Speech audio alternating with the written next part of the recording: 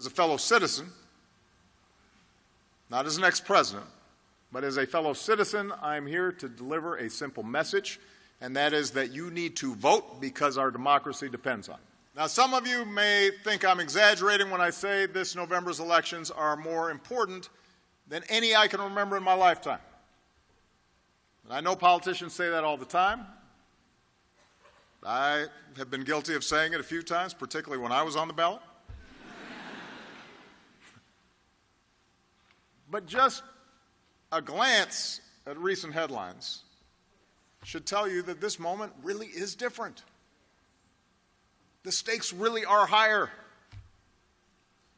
The consequences of any of us sitting on the sidelines are more dire. Each time we've gotten closer to those ideals, somebody somewhere has pushed back.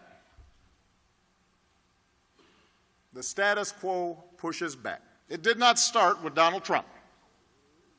He is a symptom, not the cause.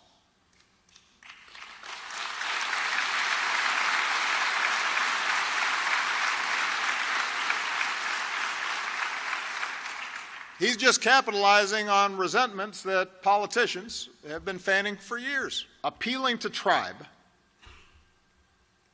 appealing to fear, pitting one group against another, telling people that order and security will be restored if it weren't for those who don't look like us or don't sound like us or don't pray like we do. That's an old playbook. It's as old as time. And in a healthy democracy, it doesn't work. But when there's a vacuum in our democracy, when we don't vote, when we take our basic rights and freedoms for granted,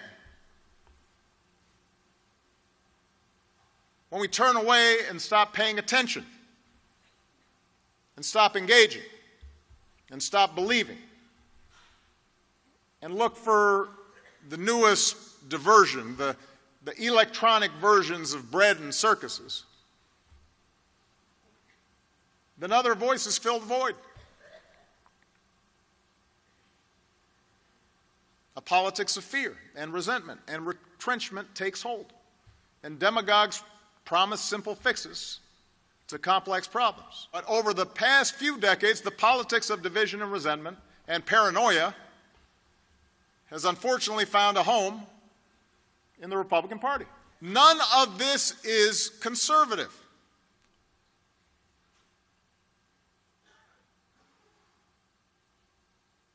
I don't mean to pretend I'm channeling Abraham Lincoln now, but that's not what he had in mind, I think,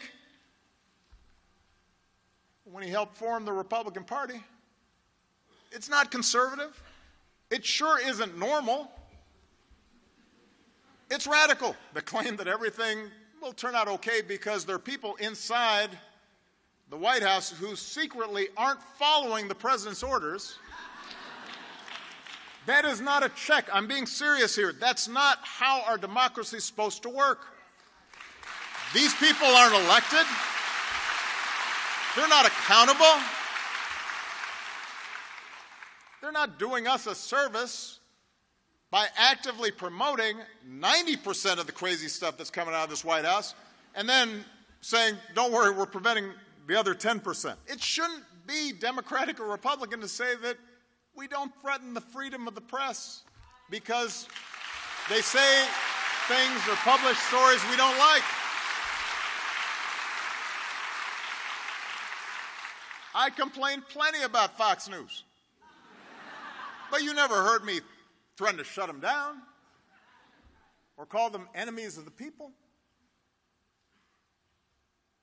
It shouldn't be Democratic or Republican to say we don't target certain groups of people based on what they look like or how they pray.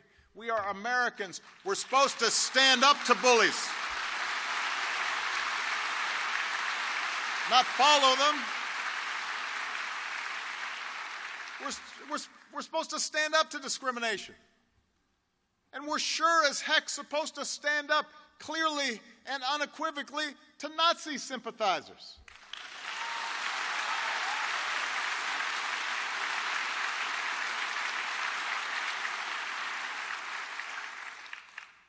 How hard can that be?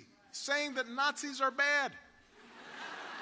One election will not fix everything that needs to be fixed, but it will be a start. And you have to start it. What's going to fix our democracy is you.